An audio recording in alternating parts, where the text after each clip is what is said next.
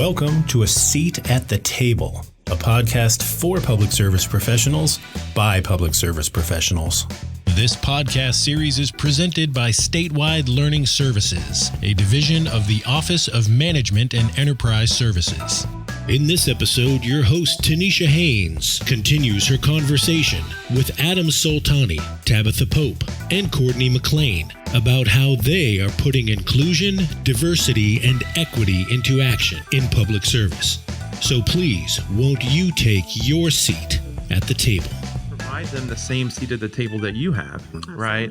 And my friend at the Oklahoma Center for Nonprofits, he always tells me, if you don't have a seat at the table, you're on the menu. Right. Yeah. And that's how you make sure that you incorporate all the concepts of diversity, inclusion, and equity. You got to allow room for everybody to be at the table. Otherwise, they're on the menu, right? And then the part about intersectionality, I think about that in terms of discrimination and civil rights, because this has been work that I've done for a long time now. I have a friend that she's a woman, she's black, she's Muslim, and she's queer. Talk about intersectionality, right? Oh, yeah. Mm-hmm. She's going to face discrimination on 4 different levels, possibly all 4 at once. Yep. Yeah. That's the way I see intersectionality. Absolutely. You know, there's sometimes a joke we say within the Muslim community. The only thing harder than being a Muslim in America is being a black Muslim in America, because you face 2 types of discrimination. And we use it as a way to kind of lighten the mood about the discrimination that Muslims face. But it's true. It's very true, and it's sad, you know. And I think once we start to understand that if you're a white man and you identify as gay, then and you realize what intersectionality is, then you could understand my friend who's also black, Muslim, and a woman because she identifies as queer, because you have that overlap. Right. So I think if people start to see that we are connected in more ways than we realize, Right. then we can start to make progress, because that brings us to being connected on a very human level. How do we get there? So we've talked about intersectionality and these differences. And ultimately what we're talking about is we all have, it's the human condition. We all have a thread that connects us, whether it be the fact that we are all on some level of this journey in development and have access to, if not our own disability, but others. The complexity of us as human beings, I'm not just one thing. I'm not just a woman. I'm also black. I'm also a mother. I'm also this. I'm also that. I'm also all of these different things that, as you described your friend. That's the case with all of us. How do we start to make that journey to seeing it more that way? How do we get leaders, businesses, public service professionals, how do we start to really see it broader so that we can start the journey to getting to the place where we're describing, which is true diversity, equity, and inclusion? Me personally, the seeing it is going to be very difficult, because then you have to tap into people's personal level of humanity. So seeing it, that's an issue. That's going to be an issue.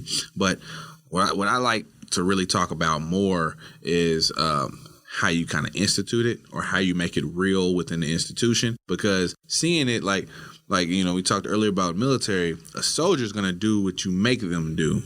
Now if they believe in it, that's one thing, but them having to do it, that's another. So so people having to show equity in promotion tactics, or you know, a manager having to be inclusive when it comes to taking employee surveys and then turning around and making sure they institute the actual changes that the employees want to see.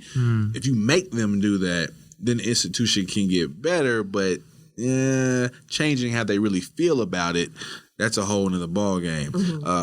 I use an example of verbalize, make it measurable, and then make it time bound. An example, President John F. Kennedy, 1962, when he said that we will go to the moon in the next decade. He verbalized it. Then he made it measurable, as in what he wanted to do. Then he made it time bound within a decade. He didn't say we care about going to the moon. Right. And that's what we do a lot of times with diversity and inclusion. We care about women's rights. Right. But they don't but to make it a true policy to implement, we have to say, as a company, we will improve hiring practices amongst women in the next 3 years. Yeah, but you have to have a very powerful leader. You do. Who is going to realize that his Right. little entourage that they bring up, right? You bring up your own who's like you, who's common to you, who you relate to, what feels natural. And that doesn't happen very often. And even if you go back to, so I said, nobody's going to listen to the peons.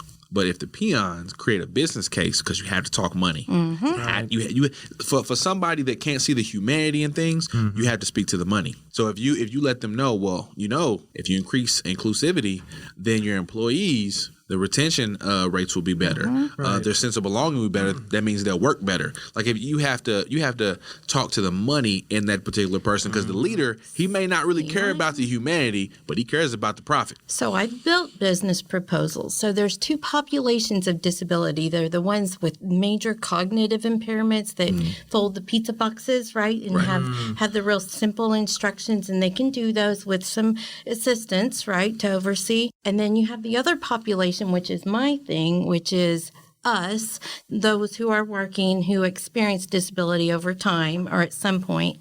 And there is money to be made, and I can hand you a business proposal for the cognitive impairments, but that one, leaders don't like that because it's like, how many simple projects do I have around here?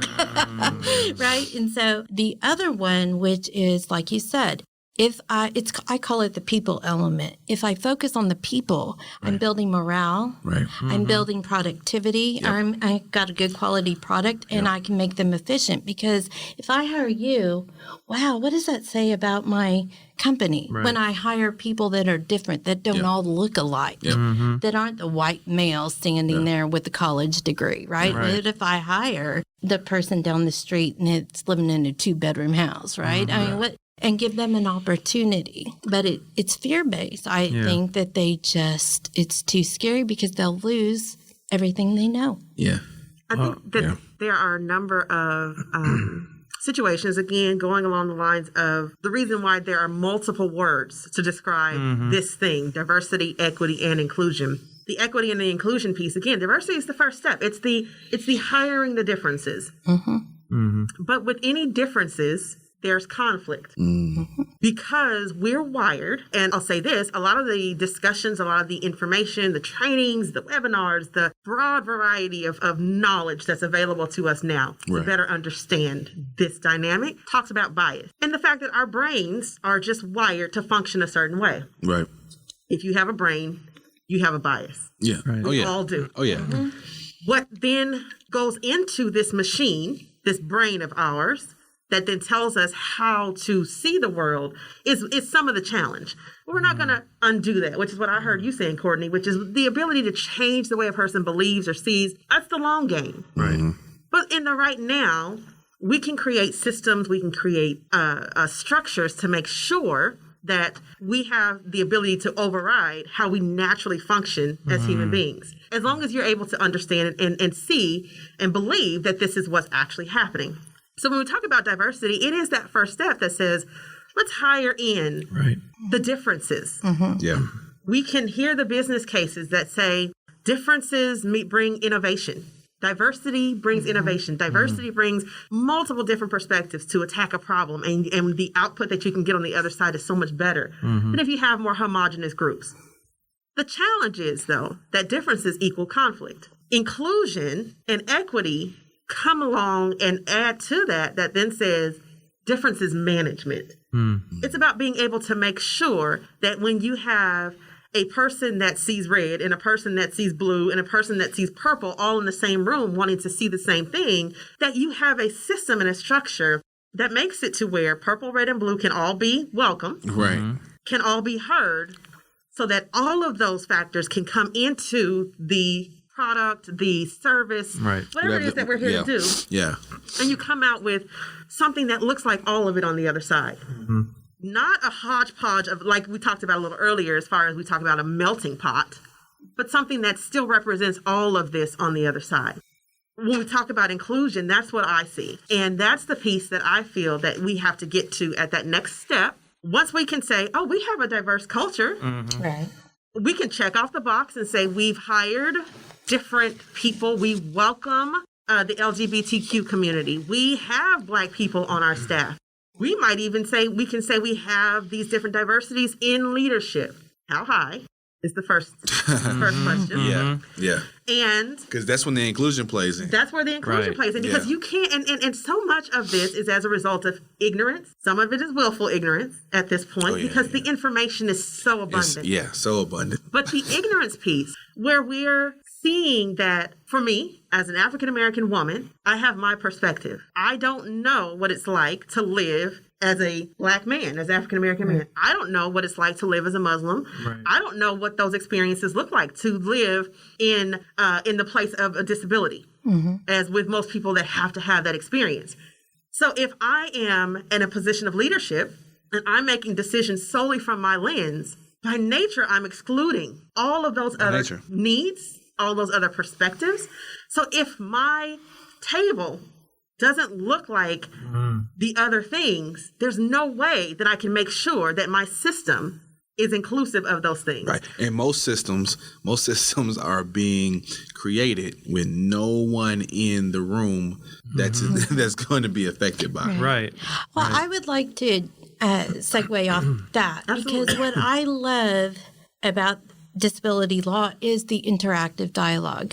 I can have a diverse table, and I don't need to necessarily have been a Black person to connect with you. Absolutely. And if we have a project and we have a good leader who says, here's our project, you all create, right? You might not like me and not like my idea, but if my business or if my mindset, and I don't have a fixed mindset, but if I'm flexible, if I do those 12 virtues, where I have courage and I believe in justice, I mean, if I have expectations in my company or in my household, then you do have a structure, a plan. This is how we're going to function here. Right. These are the essentials. An example would be job essentials. Right? What are the essentials? And as a professor in universities, what are your course essentials? Right. Right? So disability is always about, could we do it a different way? Right? What concept and skill are you teaching?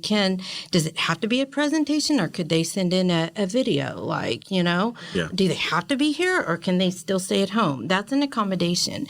But I'm thinking that you can have a diverse table, set expectations, have some core values that the company believes, because they have those. Right. They have those. So those are our guides. We just need buy-in. And I would also say that we need the grassroots movement and we need the top down. Absolutely. Yeah. And so one thing that I've done as a disability director, I kept hitting my head against this wall over and over and over about, we have to be compliant. Well, okay, do we have to have this conversation again? Okay, yes, we'll have it again. I'll practice patience. But what I did was get strategic, because think about it. If we plant seeds in our youth, right, if we catch them in K through 12, and if we start planting those seeds, so it's not based on religion, because I don't know what every religion is teaching, and I don't know that they have similar values as me. I hope so, but we don't have an educational system that's teaching values or a set of values. Right. We hope they're teaching. They're fitting it in somewhere. But it's not the same set. You might have a different set than me. I don't know. Right. But if we can I think that we can create something like that, and I think that's why D&I is talking about strategic design, and they're going to the CEOs of corporate, because corporate's like, excuse me, how much progress have we made? Oh yeah. My room is still all white. Oh, okay. Yeah. How many years have you been here, diversity inclusion officer? Right. What?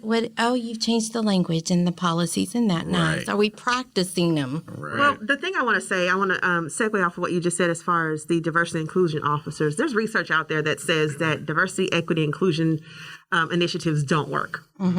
And I think that gives people the opportunity to say, it's ineffective, it doesn't work. The challenge is that normally and this goes to what we've been talking about, that it has to start at the top, in true authority.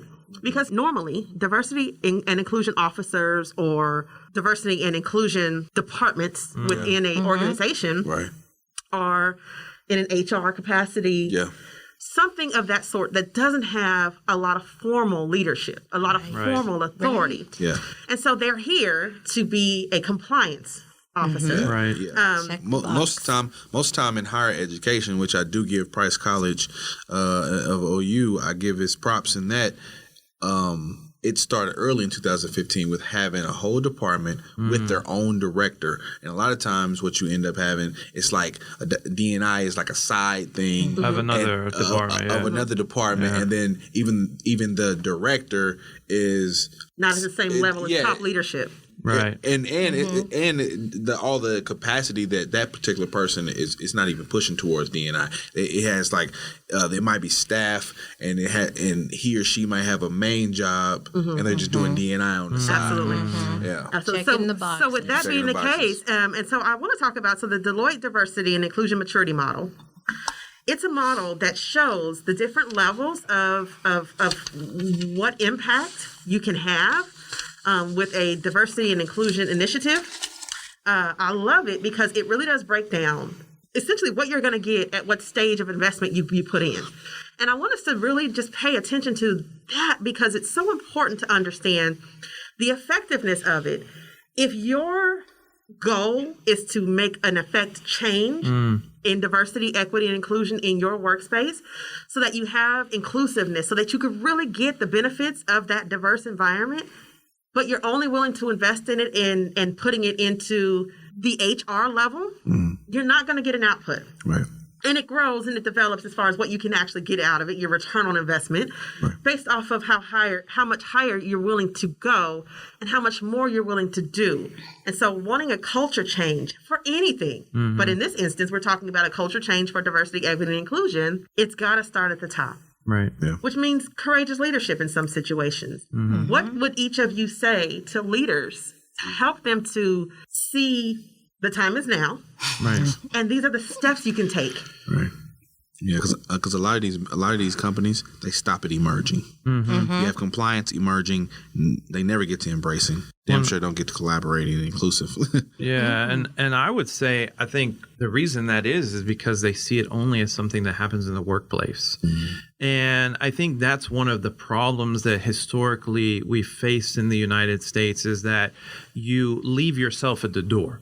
You come in, you're a cog in the machine, right? Right. And you don't talk about politics, you don't talk about religion, you don't talk about, your culture, your ethnic background. That's for the weekend. That's for, the Christmas party, maybe, right? Maybe. But I think that's the thing. If you're talking about leadership, I mean, you got to get honest with yourself. You got to get uncomfortable. You have to have some courage to approach this, but you've got to do it in a personal as well as professional capacity. Yeah, because even in professional, employees are scared. That's right. They're afraid. Because I know me personally, when I was in the corporate arena, when the executives would come to town and have, their board meetings where they want to speak to all the particular people under them in that region, I would sit right next to the person. And I would ask stuff like, so why don't we have any minorities in leadership? Because I want to know. Right. The most honest response I've ever received. I still can't believe that he said what he said. He said, well, this location is very much still the good old boy system. And we are tracking it. And I said, okay, well, what do you plan to do on it about it? And they said, well, they're looking into people in nearby in the community that have the experience. But for the rest of the years that I was at that company, I never seen anything change. I saw subordinates, a lot of black and brown subordinates, but no one of true leadership that looked like me. And what we have to understand is even when it comes to recruiting, that affects these smart, intelligent young professionals coming out of college because they're becoming used to a diverse environment. So like Adam said earlier, they're seeing board of directors and CEOs and CFOs and even a young professional graduating from the University of Oklahoma, when they look at a company and the board is all white, middle-aged men, they're going to be like, oh, I don't want to work there. Even these are even young white professionals These saying are it. Gen Z students. Yeah, it's a that whole are new generation. So diverse. We're globally connected, right? So that's their norm. They see diversity. They're living diversity. Then when they look at your company and you've marketed how?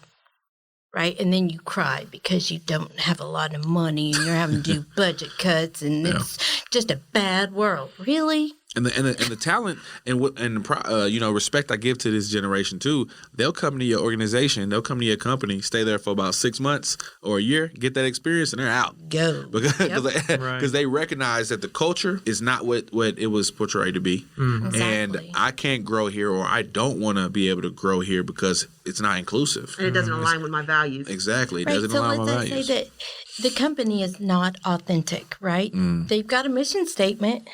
They've got the boxes to check, but they're not living out their authenticity. And go back to that Maslow's hierarchy of needs, and I'm not dissing the model that we have here, but a lot of people know Maslow's. And it's just going back to your question too, how do we create inclusion? We've got to create a safe space in our homes and in our businesses and in our educational systems to have that conversation.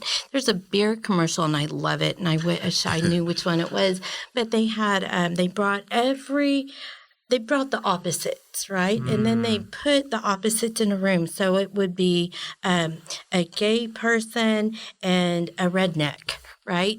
And then they gave them a project to do. And they didn't know each other's diverse platform, right? Okay. They just had a project and they were told to put this project together. So they started chatting, telling their stories. Hey, you do this. I'm really good at this. You do that. And they put the project together. They were so happy, right? And they're like just leaning on this like bar table that they had. And then, there was a beer in the box, 2 beers. And they were like, oh, and they just chatted. Yeah. And then on the wall, the story of the LGBT person goes up there. I'm LGBT. I'm blah, blah, blah. I can't stand rednecks because they're so mean and biased and blah, blah. Right? Totally dishing out their platform for the other person to see. And then vice versa. Well, that changed the dynamic instantly, right? And then like the rednecks, like, excuse me, I'm standing by who? I hate you. Hate you. Yep.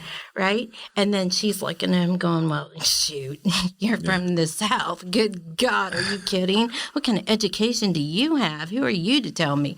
Right? But then they were like, and they drank some beer. Yeah. They're like, I really like you, I can get over that. Yeah. And I've never stopped forgetting that it's the power of the project and the story and the time that you put together, you've shared together. And I've never deviated from that. I just really think that inclusion begins with our stories and a project. Yeah. And conflict happens, but I think at the end of the day, when we work together and think of your families, how you love them, but they annoy the kids out of you, right? You're like, oh my God, did I give birth to you? Seriously, okay. Yeah. But Oh yeah, no, I very much agree with that. I seen that when I served in the military. Like, I'm right next to a guy with a big pickup truck with the MAGA hat. I mean, total stereotype. But then in the summer when we had to do our 2-week, we had to build something or put something together. Then that means I'm with him for 2 weeks straight. And and this is not even a deployment, because I've seen it when others get deployed and how it affects their relationships. I mean, you get close to someone that you would never think that you would get close to. But just in that space, being in my unit, it was like me including myself, maybe 4 out of 30 soldiers that were black. Everybody else was white. Everybody else from rural areas in Oklahoma. Everybody else Trump supporters or very, very strong a conservative type of beliefs. And I was close to these individuals. Like, for 8 years, they were like my brothers. Right. Now, when we went to social media, we would disagree on a lot of things we were posting. Sure. But then you put us in a space, like you said, with the project. And for 2 weeks, we were best buddies, and we grew like that. And then, if it's not cultivated at the house, Right. then you still separate yourself, because then you go back to what your values are at the house, Exactly. or what your values are from your community. Right. But then when that project comes to play, it weeds out a lot of the biases, and that's the limbic part of the brain that you're talking about. The limbic part of the brain naturally sees people as that's not like you as a threat. Right. Automatically, and that's where the bias comes from. But then when you slow and the limbic part, I make fun of. I ain't gonna say which family member I make fun of. But the limbic part has the quick reactions, right? So you don't think, you act without thinking. It's very emotional based, all of that. But when you talk about is it the deliberate part of the brain, the back part of the brain, he slows down and get more understanding, and that's when you're able to sit down with somebody that you would have had bias against, but then y'all start really figuring out that you have a lot in common, Right. and then you create that authenticity of a relationship that now you can look past the things that were so limbic part of the brain. Right.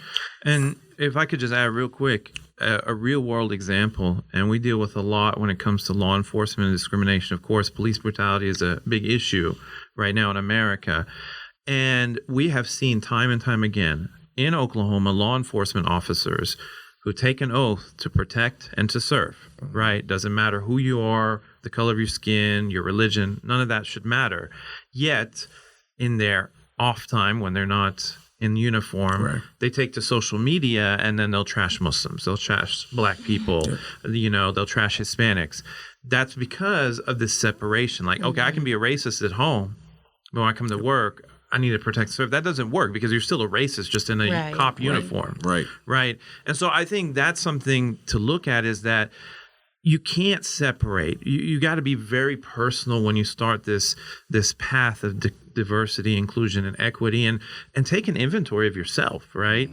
Mm-hmm. What does my life look like? What do my friends look like? Am I willing to go, if I'm a Muslim, am I willing to go sit in a Jewish temple and attend the Sabbath service? Am I willing to go to a Christian church? If you're Christian, if you're a white Christian in Oklahoma, am I going to go to a black church and attend service, right? There's so many ways that we can try to start to get uncomfortable on our personal level so we can really be able to implement this on a professional level. And that's where I think the overhaul should be when it comes to police reform. When they're talking about like different holds you should use, that's all well and good, but you should go back to like the personal inventory before you talk about the holds they should use and maybe how they should approach someone that they feel like is a threat. Because, I mean, at the end of the day, if you're a scary person or not, if you think somebody's a threat and you have a weapon on you, it's hard not to at least, reach for it and protect yourself. But when you're trained to put down your biases, then it becomes a whole evolution of how your mind sees different people. I want to know what I think is interesting. I went to the NAMI group, which is the National Association of Mental Impairments, and they have a group, or it's a very teeny group of police that are trained to recognize mental illness, recognize how to de-escalate a highly conflicting moment there. Right? So if they can be trained, why aren't we training the entire force?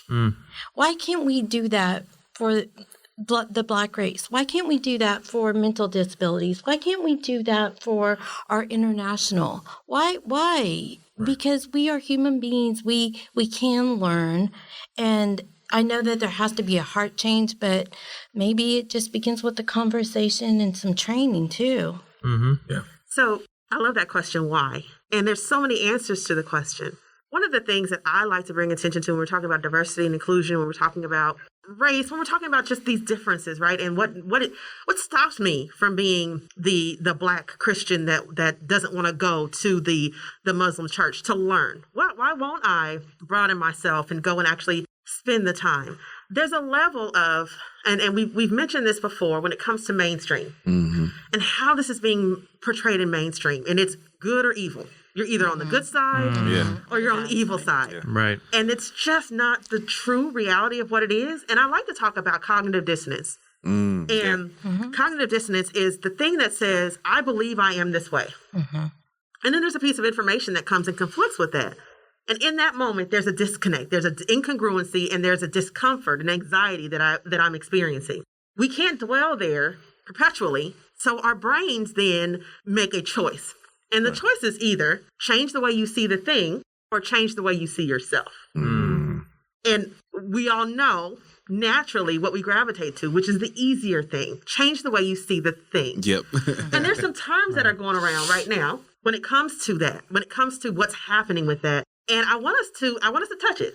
I want us to talk about it because we can't leave those things on the table. We can't leave mainstream to be the ones that are defining these things because they're defining them from the good and evil dichotomy. Right. And we got to truly understand what we're saying so that we're not having to see ourselves as either the good one or the bad one, but that we are all on that spectrum, that we all have a place to grow and learn and develop. Right. So, Cordney, tell me your viewpoint, your perspective on some of those things that you see, what it's called and what it really is.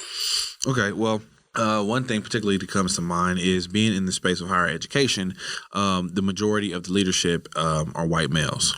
Now, when they talk about diversity and inclusion, I know when I first stepped into my position, they asked me about how can I improve recruitment, and I said, that's a loaded question because then you have to go back and talk about redlining. You have to talk about lack of funding in the educational system. You have to talk about biases with recruiters. The fact is that if you have, even in concentration, if you have someone with a engineering degree and they go into a school, they're probably looking at people with more STEM-related interests. So you can get away from race and gender and focus on interests. But a lot of what I'm dealing with in my position is white fragility and white privilege. White fragility being, and right now they say that who's overtaking civil rights in the woke, stay woke movement is white women. A lot of what I hear why black women are not a part of the feminist movement is because that white women take over the feminist movement. Blackish did a great episode where Rainbow, the wife, she was a part of a feminist group, and her daughter was like, "You don't see that they're only talking about white women issues." Right. And then I think one time they said, "Well, the worst thing that women have ever been subjected to was the Voting Rights Act." It was like, the voting? What about everything that the black woman has been through way before then? And so that gave Rainbow perspective that they're only talking about white women. So even when I see D&I officers, a lot of times the people who run the departments are white.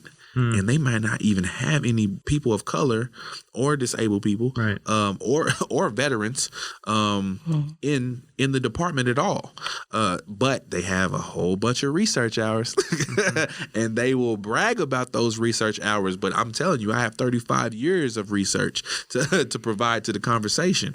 So the white fragility is very much around a young, educated white man complaining about affirmative action. But at the end of the day, you have to understand that I can dress up in a suit, I can be eloquent, I can get plenty of degrees, but I still will be black. Right. So when you, as a white person that wants to understand how to be an ally, is to understand your white fragility. Understand that you still have white privilege. And when we say white privilege, it's not saying that you've never been through anything, that you have not suffered and struggled and life has not beaten you down as well.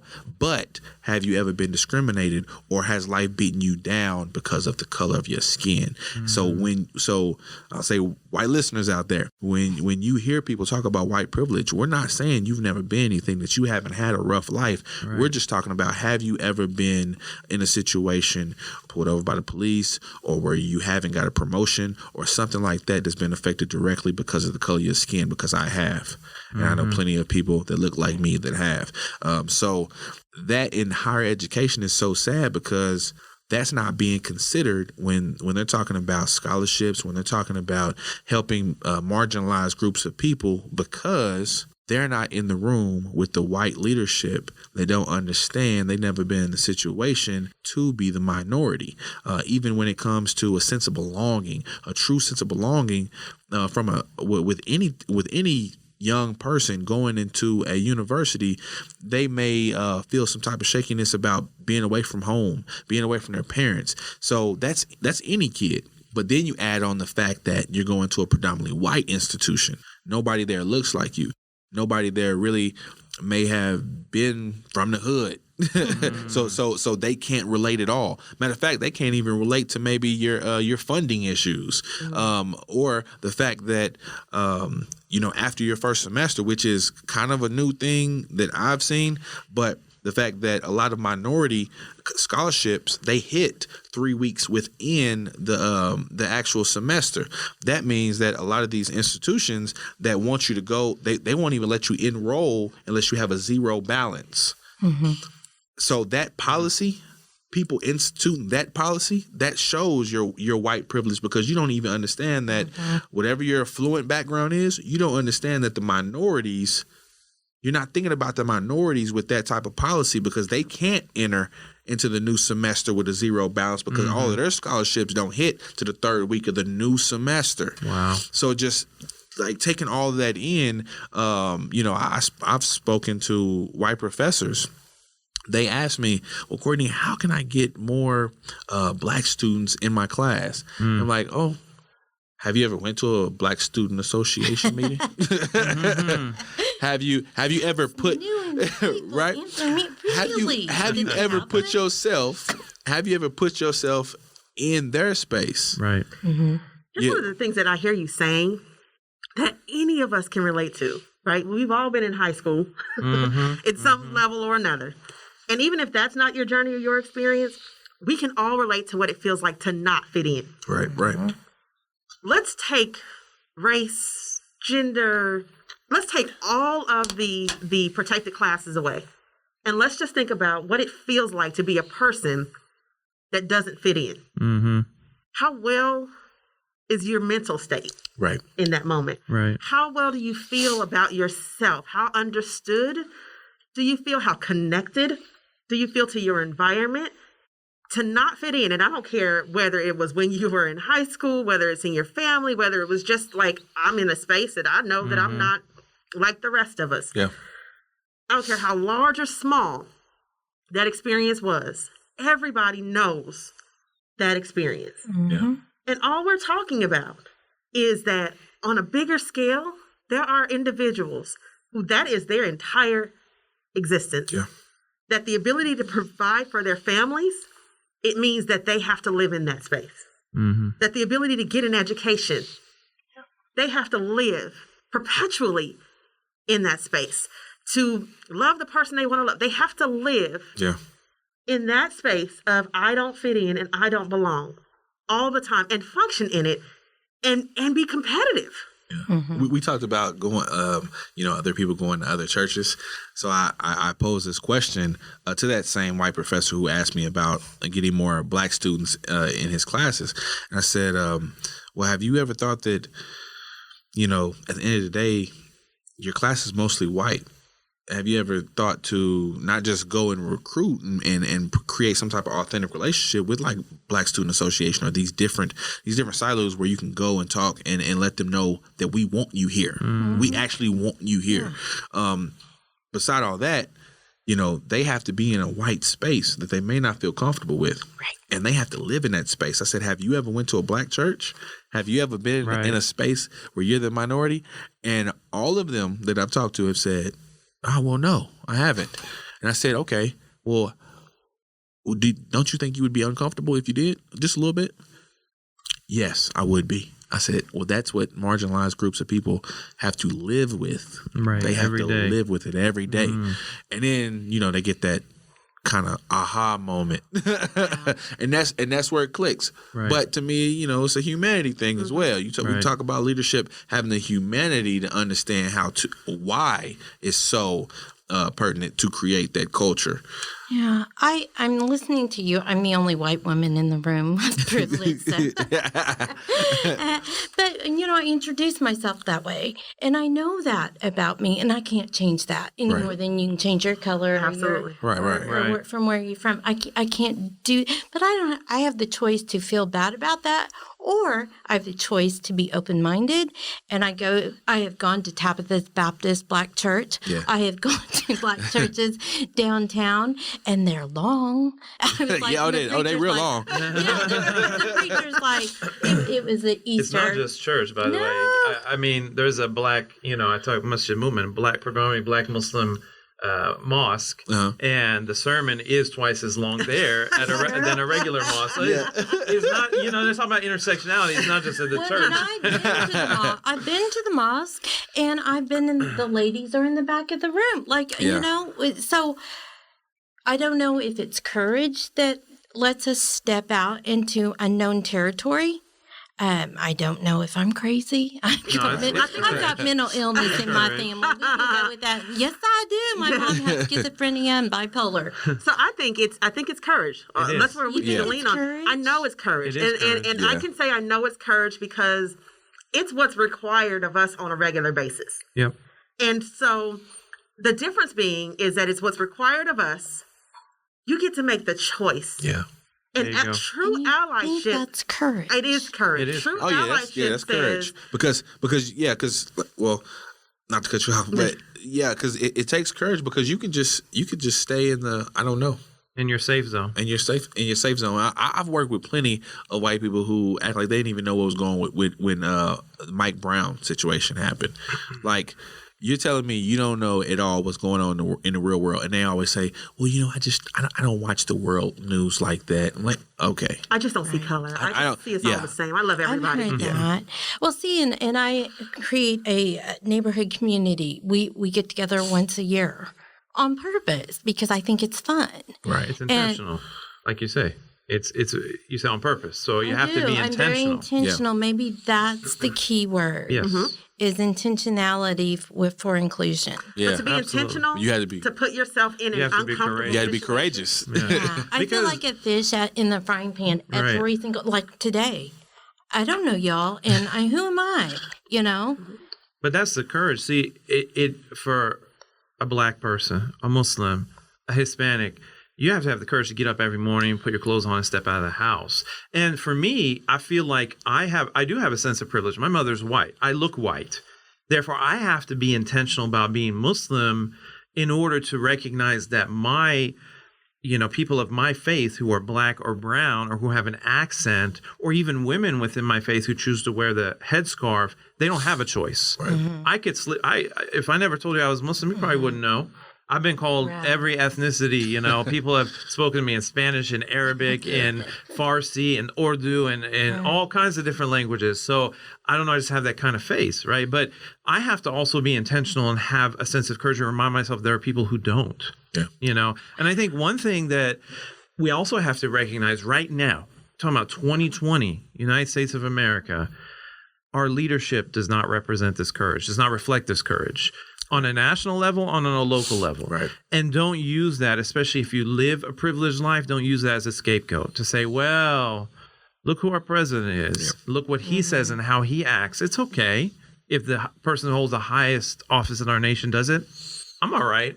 No, you're not. Yeah. No. You're not. And stand back and stand by. Right. Right. When you think about war, at any point, and I don't know why people don't get this, at any point, you could now become the minority. You could be the scapegoat. You're the one that we don't like today. It's supposed to be by 2045, the U.S. is supposed to be totally the minority will be the majority. Right. We'll be like your gumbo pot. We'll be merged together. I think one of the biggest things that is important for me when we talk about the conversation, and it's along these lines of diversity, equity, and inclusion, is that we stay in balance to what we're arguing for, what we're fighting for, what we're asking for. And we're asking for equity, we're asking for inclusion, but that we don't perpetuate the oppression. Right. And I think that's so important. Well, I think what's important is that, and I'm sorry. No, I was going to say one thing that me and some of my friends say, that us as black men, we are to black women and to homosexuals, we are the white men. Because we are oppressive to our women and we are oppressive to gay black men. So So no, that's you hit it right on the head, because within our own communities we oppress each other. And one conversation that and shout out to George Lee Jr. He's very conscious woke man. He's killing it on TikTok, Twitter. He's went viral so many times. But he says that how can you be about Black Lives Matter when you oppress our own women and you oppress gay and transgender Black people? Right. How can you be a Black person saying, a Black man saying Black Lives Matter when you oppress these groups of people? So that's an excellent example of what that looks like in the African American community. It happens with women. We talked about that as far as feminism and it not being inclusive.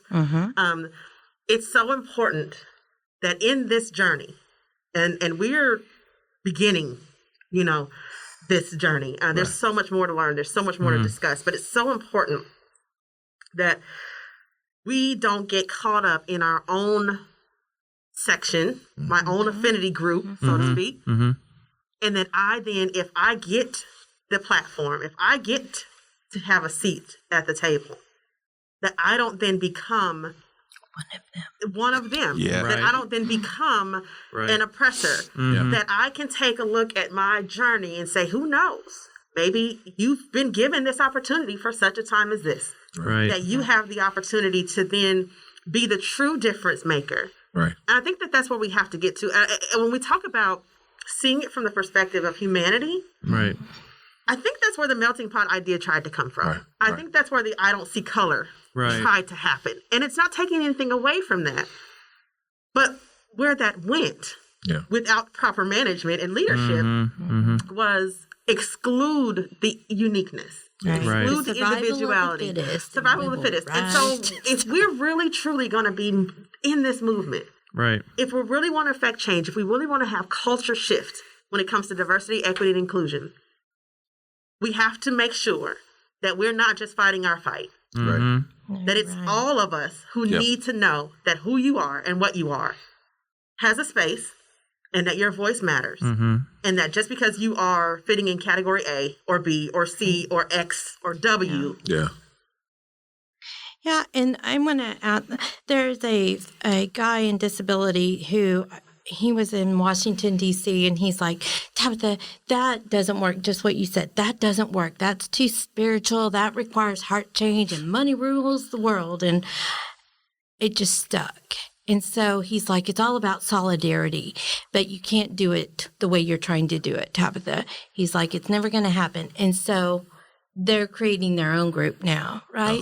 And I get that, because as allies, champion allies, as advocates, as people who are leaders in their own little platform, we're hitting our head against the wall over and over and over. And then the question, and this is kind of spiritual, but how do you love the unlovely when they hate you right now?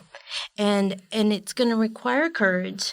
And it's going to require thick skin, and it's going to require it's tough. I think that everyone that is on this journey needs to realize how tough.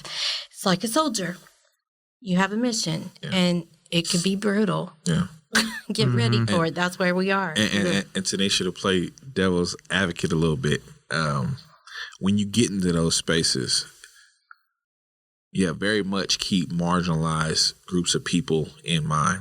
But one criticism of the Black community of President Obama is he didn't do anything for Black folk. Because his mindset, I believe, was maybe too inclusive. As in, I want to change for everybody. That's like if I got in a position, yes, I would want to make change for all marginalized people.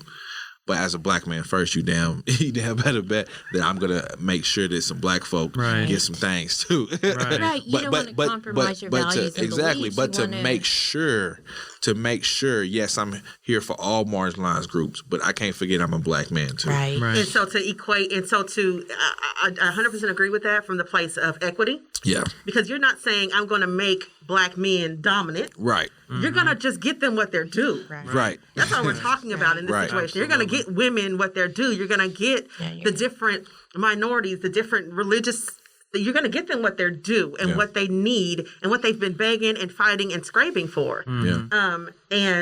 And making sure that it's collective across the board. Yeah, right. and going to inclusion, which something that we haven't touched on, inclusion in the mindset that the diversity is having a Muslim sit at the table, but his values don't line up with his community. So now he's definitely a token because he got a seat at the table, but he really don't care about his people like that. And we see that too often. Exactly. Especially in the media. You got all these Muslims come and say, oh, this is what Islam says. And then they actually go against what the majority of Muslims in the world would actually portray Islam as, because that's a token Muslim who fits within the box that the white producers and news directors want him or her to fit within. The narrative. Right. Yep. And yeah, absolutely. I mean, I will say this because I talk to my community about it all the time, and I think minority communities have to speak to each other this way.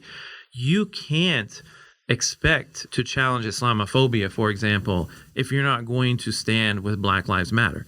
Because the source of all this, whether it's homophobia, Islamophobia, xenophobia, all these different anti-Blackness, racism, it all stems from one source. And I'm not a fan of history, but I became a fan of history because I read Kareem Abdul-Jabbar's book in which he said if he never excelled at basketball, he would have become a history teacher. Because he said, how can we ever know where we're going if we don't know where we came from? And that changed my perspective. And if we don't realize that this country was built upon the idea that one group of people was better than another group of people, then we will never be able to progress. So minority groups have to recognize that we can't just look out for ourselves. Oh, we're all about protecting Muslims, but Black Lives Matter? No, that's a different cause. That's their thing, not our. No, we're all connected. Yeah. And if we don't work together for each other, we're never going to get anywhere. So in about a minute or less, I want each of you to tell me your advice for professionals who want to become advocates for diversity, inclusion, and equity in their workspaces and just maybe don't know how to get started. Adam, we'll start with you. Okay. A minute or less. If you want to get started on the path of diversity, inclusion, and equity, be honest. Be honest with yourself. Be honest with the people you serve. Be courageous. Have the willingness to be courageous, and you've got to get uncomfortable. I think getting uncomfortable is perhaps the number one thing you have to do. Go places you haven't gone before, experience things you haven't experienced before, talk with people you haven't talked with before, and know that it's not an overnight thing. It's a process. It takes time, and be willing to reach out to those who can assist you in the process. Thank you for that. What about you, Tabitha? I am a firm believer that we have to be responsible in corporate, in our businesses, and in our schools. And public awareness campaigns, raising awareness about the different silos, about the different minority groups, and then having an action plan to make sure that we all start sharing our stories, collaborating, working on projects. I think that's essential, and I believe that if you are in corporate or working, then I think you owe it to your children to teach about inclusion and diversity. And I think that by teaching our kids that we will eventually change our culture. And we can meet there in that thread that where we're connected. And maybe, I don't know, I might be connected to you different than I am you. Right. But the courage to just go hello. So it's not customer service, it's hospitality. How are you doing? I want to invite you to my home. I would like to talk to you. Can I go to see, a movie with you or go to your church? I don't know what that looks like, but if we're going to, it boils down to education and starting practical steps towards inclusion, which makes you have to go over and share your story and say hello. Yeah. I think that's essential. So, Thank you for that. So, with Tabitha and Adam's answers, I love both of those answers. I agree to the utmost with both of those answers. So I'm a do a spin and focus mainly on what it would look like in the workplace. just from my experience in corporate America, anyone who wants to get into D&I work, focus on your institution's mission statement. Focus on your institution's profit margins, how true change will affect how they retain employees, how they will grow the recruiting resources, how they will even attract more lucrative business opportunities outside themselves. Focus on that and build your case to back it, because like we've spoken about, you might not be able to change someone's heart, but a lot of the leadership is innately selfish, and they were thinking about profit. All right. So I'm going to appease that. I'm going to appease that need, and I'm going to build a case that will back all the warm and fuzzy stuff. They're not trying to hear the warm and fuzzy. But all of that, all the warm and fuzzy, the empathizing, the sense of belonging, how employees feel at their job, all that's going to be taken care of as a byproduct if you make them focus on the bottom dollar. So taking everything that you want to implement when it comes to inclusion efforts, equity efforts, and focus on how can the mission statement be evolved, how can the policies be evolved, and how can profit be made because of what we're doing in D&I work. So when you focus on that, then no matter he or she's heart at the top, they're gonna listen. They're not worried about that because they want the money. Right. That's all three very good answers. Thank you so much for that. Listen, this is a heavy topic. It's a tough topic, and there's a lot more. There's so much more that we can discuss with it. If during a moment of this episode of our podcast, there was a place where you felt uncomfortable, there was a place where you felt like, oh, they shouldn't have said that, or, oh, I can't believe that. If that happened, if you had those moments, sit in it and think it through. Why am I uncomfortable with that? Because no one here was doing anything more than speaking their truth. And why would that make us uncomfortable for someone's truth, their true experiences, how they journey through life? And maybe that's a step. Maybe that's a step that, to our listening audience, I challenge you. Listen through this whole thing. See what made you uncomfortable. See what made you think it was inappropriate.